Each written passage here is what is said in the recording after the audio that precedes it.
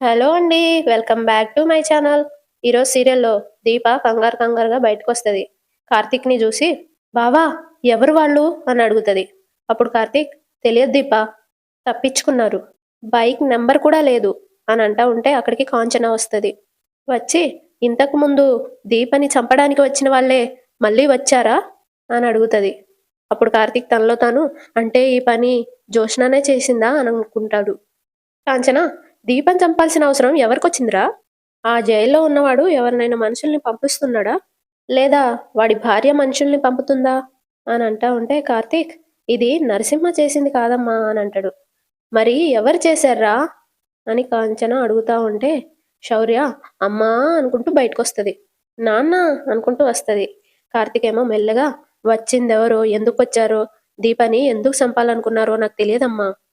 శౌర్య ముందు ఇంకేం మాట్లాడొద్దు అనేసి రౌడీ ఏం లేదమ్మా అనగానే శౌర్య ఏం లేకపోతే మీరందరూ ఎందుకు బయటకొచ్చారు అని అడుగుతుంది. కార్తీక్ అమ్మకి పీడకలొచ్చి నిద్ర పట్టకపోతే చలిమంటేసుకుందామని బయటకొచ్చాం. ఇప్పుడు ఇక చలిమంట అవసరం లేదులే, పద లోపలికెళ్దాం. అమ్మా మనం తర్వాత మాట్లాడుకుందాం, పద రౌడీ అని చెప్పి కార్తీక్ శౌర్యాన్ని తీసుకెళ్ళిపోతాడు. కాంచన ఏంటి దీపా ఇది? మనింట్లోనే ఇంత ధైర్యంగా వచ్చి నిన్ను చంపాలి అనుకున్నాడంటే, అవతల వాళ్ళకి నువ్వంటే తీరని పగైనా ఉండాలి, లేక అడ్డుగా అయినా ఉండాలి. అలాంటి వాళ్ళు ఎవరున్నారు? అని అంటా ఉంటే, దీప తనలో తాను అలాంటి వాళ్ళు ఒక్కళ్ళే ఉన్నారు. జోష్న అని అనుకుంటూ ఉంటది కోపంగా. ఇటు జోష్న టెన్షన్‌గా అటు ఇటు తిరుగుతా ఉంటది. అప్పుడే రౌడీలు ఫోన్ చేస్తారు. ఫోన్ లిఫ్ట్ చేసి వెంటనే తన ఊపిరి ఆగిపోయిందని చెప్పరా? అనగానే ఆ రౌడీ జస్ట్‌లో మిస్ అయింది మేడం అని అంటాడు. ప్లాన్ ఎలా ఫెయిల్ అయిందిరా అని అడుగుతది. రౌడీ వాళ్ళు నిద్ర లేచారు మేడం అనగానే జోష్న దొరికిపోలేదు గదా అని అడుగుతది. దొరకలేదు మేడం అనగానే మీ మొహాలు చూసారా అని అడుగుతది. లేదు మేడం అనగానే దూరంగా వెళ్ళిపోండి, మనం తర్వాత మాట్లాడుకుందాం అని ఫోన్ కట్ చేసేసి ఛ! ఇది మళ్ళీ తప్పించుకుంది అని వెనక్కి తిరిగి చూస్తది. అక్కడ దశరథ్ ఉంటాడు. దశరథ్‌ని చూసి షాక్ అయితది. ఫోన్‌లో మాట్లాడిందంతా వినేశాడా ఏంటి అని అనుకుంటూ కంగారు పడుతూ ఉంటది. పైకి నవ్వుకుంటూ హాయ్ డాడీ అనగానే దశరథ ఎవరు ఫోన్‌లో అని అడుగుతాడు. ఫ్రెండ్ అని జోష్న అనగానే మరి మళ్ళీ తప్పించుకుందెవరు అని అడుగుతాడు. నిన్నే జోష్న అడిగేది అనగానే జోష్న డాడీ మీరేదో పొరపాటుగా విన్నారు. కెనడాలో నా ఫ్రెండ్ ఉందని అన్నాను కదా, తనే ఫోన్ చేసింది. ఎందుకు అని దశరథ్ అడుగుతాడు. అప్పుడు జోష్న యాక్చువల్లీ తనతో ఏం చెప్పానంటే మా మమ్మీకి బెస్ట్ ట్రీట్మెంట్ ఇప్పించాలి అనుకుంటున్నాను. ఎవరినైనా డాక్టర్‌కి అక్కడ చూపిచ్చి మా మమ్మీ రిపోర్ట్స్ చూపిచ్చి సెకండ్ ఒపీనియన్ అడుగు అని అన్నాను. తనేమంది అని దశరథ్ అడుగుతాడు. డాక్టర్ అపాయింట్మెంట్ కోసం ట్రై చేసి మిస్ అయిందంట డాడీ.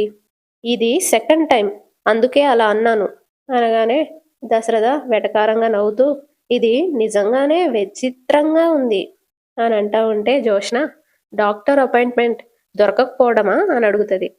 అప్పుడు దశరథ నువ్వు ఈ టైంలో నిద్రపోకుండా మీ అమ్మ హెల్త్ గురించి ఆలోచించడం అనగానే జోష్న తల్లికే కాదు డాడీ, తల్లి పట్ల కూతురికి కూడా అంతే బాధ్యత ఉంటుంది అనగానే దశరథ చూస్తుంటే తెలుస్తుంది అని అంటాడు. అప్పుడు జోష్న రిపోర్ట్స్ రాగానే నేను ఎంత ఇరిటేట్ అయ్యానో తెలుసా డాడీ? రియల్లీ అని దశరథ అడుగుతాడు. ఎస్ డాడీ, శాంపిల్స్ మ్యాచ్ అవుతాయి అని కాన్ఫిడెంట్గా ఉన్నాను. దాంట్లో 1% కూడా డౌట్ లేదు. డాక్టర్ డిసప్పాయింట్ చేసింది అని అంటా ఉంటే దశరథ కొన్నిసార్లు తప్పులు జరుగుతాయమ్మా, మనకి తెలియకుండా మన చేతులే తప్పులు చేస్తాయి. ముందు వాటిని సరిదిద్దాలి అనగానే జోష్న అంటే డాడీ మీరింకా ఆ డాక్టర్ హారికని నమ్ముతున్నారా అని అంటా ఉంటే దశరథ ఎన్నో ఏళ్ల నుండి పెంచుకున్న నమ్మకం ఒక్క తప్పు బయటపడ్డంతో పోతుందంటావా జోష్న? పోతుందా అంటే రిస్క్ చేయలేం కదా డాడీ అనగానే దశరథ కొన్నిసార్లు నమ్మకపోవడం కూడా రిస్కేనమ్మా. నేనైతే ఒక ఛాన్స్ ఇస్తాను అనగానే జోష్న తనలో తాను మీ మాటలు వింటుంటే ఛాన్స్ హారిక గారికి కాదు, నాకు ఒక ఛాన్స్ ఇస్తాను అన్నట్టు అనిపిస్తుంది అని అనుకుంటది. దశరథేమో ఈసారి మిస్టేక్ జరగదమ్మా అనగానే జోష్న సారీ డాడీ, నాకు నమ్మకం లేదు అని అంటది. చూద్దాం అని దశరథ్ అంటాడు. ఆ, నువ్వైతే ముందు నిద్రపో జోష్న, ఇప్పటికే చాలా లేట్ అయింది అని అంటాడు. నిద్ర ఆరోగ్యం మీదే కాదు, ఆలోచనల మీద కూడా ప్రభావం చూపిస్తుంది. గుడ్ నైట్ అమ్మా అని చెప్పి వెళ్ళిపోతాడు. జోష్న గుడ్ నైట్ డాడీ అని అంటది. దశరథ్ వెళ్ళిపోయాక, ఛ, ఆ దీప చచ్చుంటే ముందు ఆ దాసుగాడికి బుద్ధొచ్చేది. మా మమ్మీ బ్రతకడానికి వేరే ఆల్టర్నేటివ్ ఉండదు కాబట్టి ఇక్కడ ప్రాబ్లం కూడా సెట్ అయ్యేది. రౌడీలు తప్పించుకున్నారు సరే, వాళ్ళని బావ చూసుంటే నా మీద అనుమానం వస్తుందా అని అనుకుంటది. ఇక పొద్దున్నే కాంచన శౌర్యకి జడేస్తా ఉంటే, శౌర్య, రాత్రి మన ఇంటికి ఎవరైనా వచ్చారా నానమ్మ అనగానే కాంచన, ఎవరూ రాలేదే అని అంటా ఉంటే శౌర్య, ఎవరో వచ్చారంట, అమ్మా నాన్న మాట్లాడుకుంటున్నారు అనగానే కాంచన, ఈరోజు నీకు ఎగ్జామ్ ఉంది అన్నావు కదా, చదువుకున్నావా అని అడుగుతుంది. రాత్రి చదువుకున్నాను కదా నానమ్మ అనగానే కాంచన, మళ్ళీ ఉదయాన్నే లేవగానే రివిజన్ చేస్తే బాగా గుర్తుంటాయి అనగానే శౌర్య, నాకు బస్ వచ్చే టైం అయింది అని సీరియస్గా అంటది. బస్ వచ్చే వరకు చదువుకోవచ్చు కదే, మీ మొబైల్ రింగ్ అవుతుంది నానమ్మ అనగానే కాంచన, నా చెవులు కూడా వినపడుతున్నాయే, నేను చెప్పిందే నీ చెవికి ఎక్కడం లేదు. ఎక్కుతుందిలే నానమ్మ, ముందు ఎవరు ఫోన్ చేశారో చూడు అని వెళ్ళిపోతుంది. కాంచన వెనకాలే, నీకంటే స్పీడ్గా నీ మాటలు ఎదుగుతున్నాయే అనుకుంటూ ఫోన్ లిఫ్ట్ చేస్తుంది. శ్రీధర్ ఫోన్ చేస్తాడనమాట. చెప్పండి అనగానే, టిఫిన్ చేసావా అని అడుగుతాడు. మీరు అడిగితే గాని నేను తిన్నానుకున్నారా అని కాంచన అంటూ ఉంటే, ఆకలికి ఆహారం సరిపోతుంది, కానీ మనసుకి పలకరించే ప్రేమ కావాలి. నిజమైన సంపాదన మన గురించి ఆలోచించే ఒక మనిషిని సంపాదించుకోవడమే. ఆ, రాత్రంతా నిద్ర పట్టడం లేదు అని శ్రీధర్ అంటే, కాంచన, నా పరిస్థితి కూడా అలాగే ఉందిలేండి అనగానే శ్రీధర్, సుమిత్ర గురించి ఆలోచించావా అని అడుగుతాడు. ఇది ఇంకొకటి అనగానే శ్రీధర్, గుడికి వెళ్దామా అని అడుగుతాడు. అప్పుడు కాంచన, అదృష్టం బాగుంది, లేకపోతే దేవుడి దగ్గరికే వెళ్ళిపోయే వాళ్ళం. ఏమైంది కాంచన అని అడుగుతాడు. దీపని ఎవరో చంపాలనుకున్నారండి. నీకెలా తెలుసు కాంచన? రాత్రి ఇంటికొచ్చారండి అని జరిగిందంతా చెప్తుంది. శ్రీధర్ షాక్ అయిపోయి, గతంలో కూడా ఇలాగే జరిగింది కదా అని అంటా ఉంటే కాంచన, నాకు అదే అనుమానంగా ఉందండి అనగానే శ్రీధర్, అక్కడే ఉండొద్దు అంటే నా మాట వినలేదు. ఇప్పుడు పరిస్థితులు ఎలా ఉన్నాయి? అవకాశం దొరికిన చోట మంచివాళ్ళు కూడా దొంగల్లా మారుతున్నారు. మీ ఇల్లు కాస్త వెనగ్గా ఉంది, దొంగతనానికి వచ్చి దొరికిపోతే కూడా కత్తితో పొడిచే ప్రయత్నం చేయొచ్చుగా అనగానే కాంచనకు కోపం వచ్చి, మీరు గుడికి వెళ్దామన్నారు, మేము వచ్చే పరిస్థితిలో లేము, ఉంటాను అని ఫోన్ కట్ చేస్తుంది. శ్రీధర్, కాంచన అనుకుంటూ ఫోన్ తీసేసి, మాట్లాడే మనిషికి మర్యాద లేదు, మీ అవసరానికి ఫోన్ చేసి రమ్మంటారు, మా అవసరానికి ఫోన్ చేస్తే చెప్పేది పూర్తిగా వినకుండానే ఫోన్ పెట్టేస్తారు అని అనుకుంటూ, దీపని చంపాలనుకోవడం ఏంటి? పొరపాటున జరిగిందా, ప్లాన్ ప్రకారం జరిగిందా? అయినా కడుపుతో ఉన్న ఆడదాన్ని చంపాల్సిన అవసరం ఎవరికుంది అని అనుకుంటూ ఉంటాడు. ఇటు కాంచన దీప ఇంకా కార్తీక్తో మాట్లాడుతూ ఉంటే, కార్తీక్, ఇప్పుడు ఏమైందమ్మా అనగానే కాంచన, కడుపుతో ఉన్న ఆడదాన్ని చంపాలనుకున్నారు అంటే అవతలి వాళ్ళు ఎలాంటి వాళ్ళో ఆలోచించరా అనగానే కార్తీక్, ప్రమాదం గడప బయట ఆగిపోయిందా, గది వరకు వచ్చింది అని అంటా ఉంటే కాంచన, మరోసారి ప్రమాదం గదిలోకి రాకూడదు అంటే దీప గడప దాటకూడదురా అనగానే కార్తీక్, లేదమ్మా, దీపకేం కాదు. కాంచన, మరి కడుపులో బిడ్డ అనబోతుంటే కార్తీక్, తల్లినే కంటికి రెప్పలా కాపాడుకుంటున్నా, బిడ్డకేమైనా జరగనిస్తానా? పుట్టిన తర్వాత కాదమ్మా, ఈ నాన్న ఇప్పటి నుండే నా బిడ్డకి కాపలాగా ఉన్నాడు. నువ్వు సుమిత్రత్త చేతికి కట్టిన అమ్మవారి రక్ష ఎలాగైతే రక్షగా ఉంటుందో, నీ కొడుకు కూడా తన బిడ్డకి అలాగే రక్షణగా ఉంటాడు. శౌర్య ఉరుక్కుంటూ వచ్చి, నానా వెళ్దామా అనగానే కాంచన, నీ బస్సు ఇంకా రాలేదు కదే అని అంటా ఉంటే కార్తీక్, బస్సు ఈరోజు రావట్లేదని ఫోన్ చేశారు, నేను డ్రాప్ చేస్తాను, వెళ్దాం పదా, నాన్నమ్మకి బాయ్ చెప్పు. బాయ్ నానమ్మ అని శౌర్య అనగానే కాంచన బాయ్ చెప్పి, వరే కార్తీక్, జాగ్రత్తరా అని అంటది. కార్తీక్, ఏం కాదమ్మా, దీపా పద అని చేయి పట్టుకొని తీసుకెళ్తాడు. కాంచన, ఎవరికి ఏ ప్రమాదం జరగకుండా చూడు స్వామి అని దండం పెట్టుకుంటూ ఉంటది. ఇటు శివనారాయణ శ్రీధర్తో, పోలీస్ స్టేషన్కి వెళ్ళి కంప్లైంట్ ఇవ్వకుండా దీప మీద మర్డర్ అటెంప్ట్ జరిగిందని మాకొచ్చి చెప్తావేంటి శ్రీధర్ అనగానే, శ్రీధర్ అంటే మావయ్య గారు అది అనబోయేలోపు శివనారాయణ, దశరథ నువ్వు వెంటనే ఎస్ఐ గారికి ఫోన్ చేసి ఇంటికి రమ్మను అని అంటా ఉంటే అక్కడికి కార్తీక్ ఇంకా దీప కూడా వచ్చేస్తారు. కార్తీక్ వస్తూ వస్తూ అవసరం లేదు సార్ అనగానే, దశరథ చంపాలనికి వచ్చిన వాళ్ళకి ఇంకో ఛాన్స్ ఇవ్వమంటావా అని అంటా ఉంటే పారు, అసలు వచ్చినవాడు చంపడానికే వచ్చాడని మీరెలా చెప్పగలరు అని అడుగుతుంది. వెంటనే శ్రీధర్ కత్తి తీసుకొని బెడ్రూమ్లోకి కూరగాయలు కోయడానికి వస్తారా అత్తయ్య గారు అనగానే పారు, దొంగతనానికి వచ్చి ఉండొచ్చు కదా అని అంటా ఉంటే శ్రీధర్, పాత కుర్చీలు, పెట్టెలో బట్టలు, వంటగదిలో గిన్నెలు తప్ప వాళ్ళ ఇంట్లో ఏమీ లేవు అని అంటాడు. అప్పుడు శివనారాయణ, అవన్నీ పక్కన పెట్టు, బెడ్రూమ్లో మనుషులున్నారని తెలిస్తే సైలెంట్గా వెళ్ళిపోతారు, కానీ కత్తి తీసుకొని పొడవాలనుకోరు అనగానే పారు, నిజం దొరకనప్పుడు నీడని చూసి 100 కథలు అల్లుకోవచ్చు అనగానే శ్రీధర్, ఆ 100 కథల్లో ఒక్క కథ అయినా నిజమై ఉండొచ్చు కదా అత్తయ్య గారు. జోష్న తనలో తాను, వీళ్ళకి నా మీద అనుమానం రాదు కదా అని అనుకుంటది.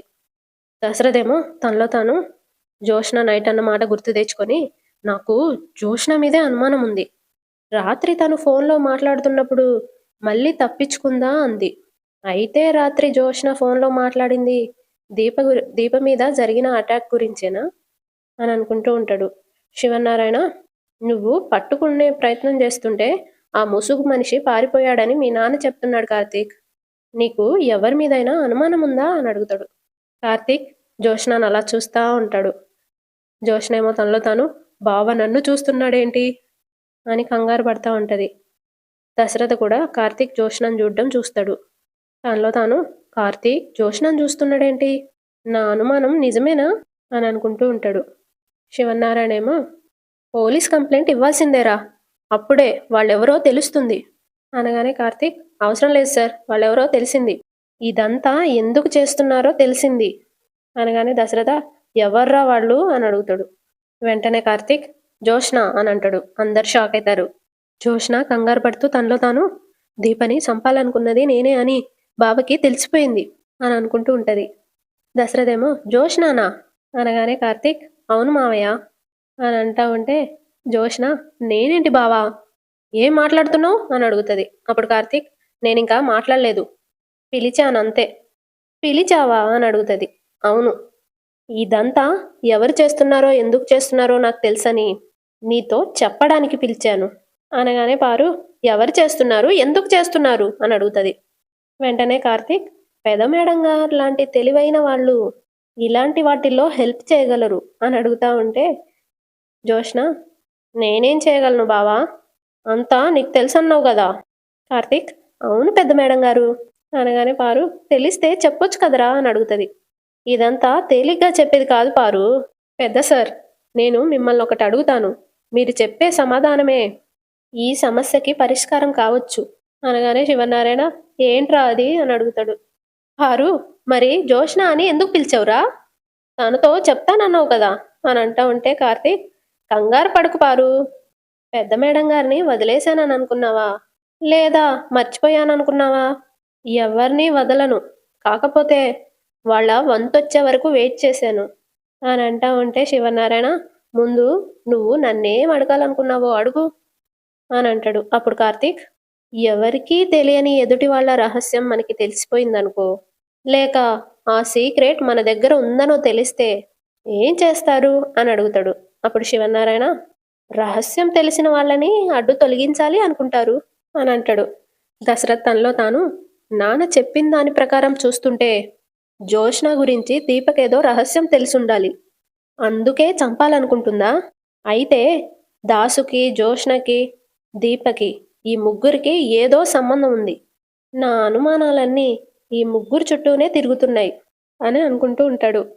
కార్తీక్ ఏమో, నువ్వు చెప్పేది నిజమే తాత, ఇప్పుడు అదే జరుగుతుంది, దీపకి నాకు కొంతమందికి సంబంధించిన వ్యాపార రహస్యాలు తెలిసాయి, ఆ సీక్రెట్స్ మా ద్వారా ఎక్కడ బయటపడతాయో అని చంపాలనుకున్నారు, కానీ వాళ్ళకి తెలియదు వాళ్ళ రహస్యాలు బయటపడే రోజొచ్చిందని అనగానే శ్రీధర్, ఇంకా లేట్ చేయకుండా పోలీస్ కంప్లైంట్ ఇవ్వాల్సిందే అని అంటా ఉంటే కార్తీక్, వద్దు మాస్టారు అని అంటాడు.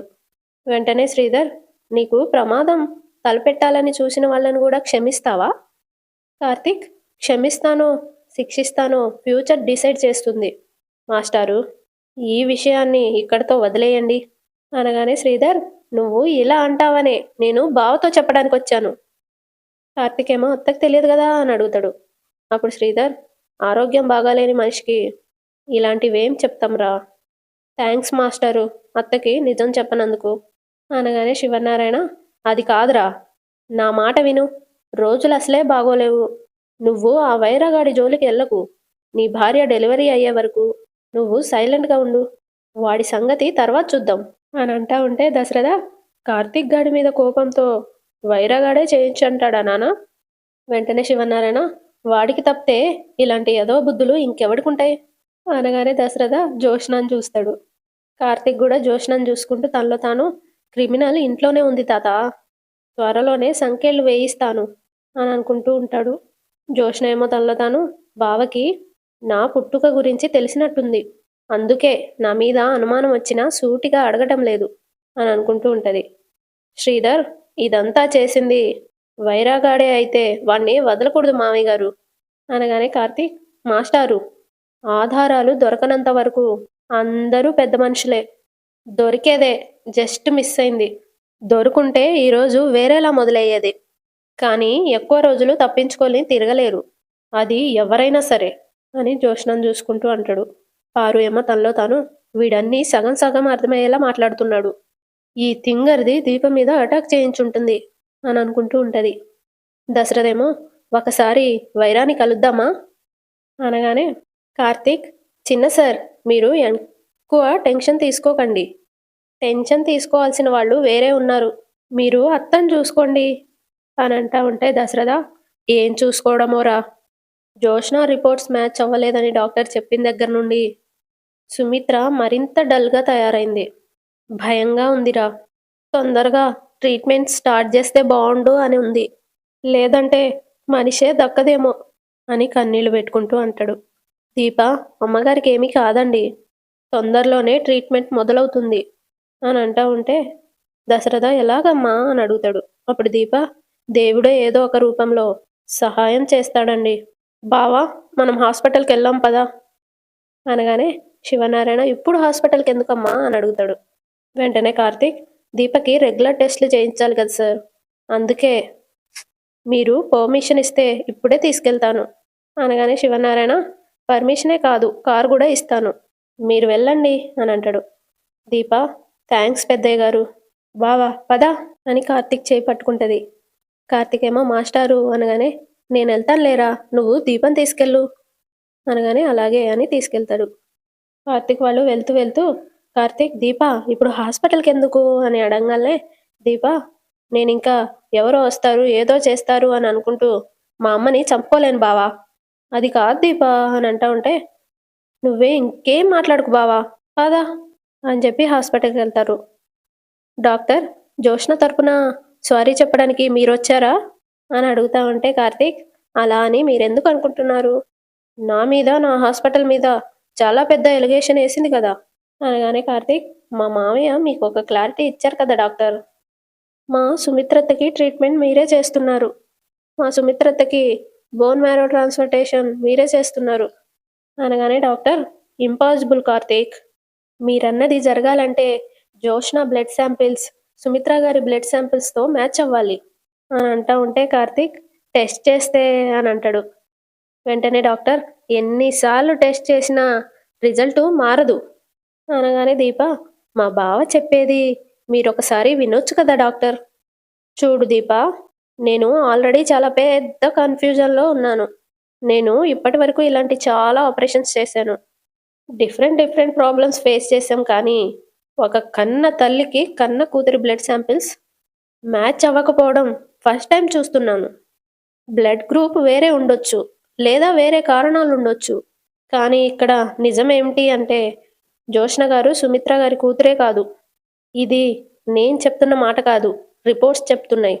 ఇదే మాట అక్కడ అంత సూటిగా చెప్తే బాగోదని జస్ట్ బ్యాలెన్స్ చేశాను.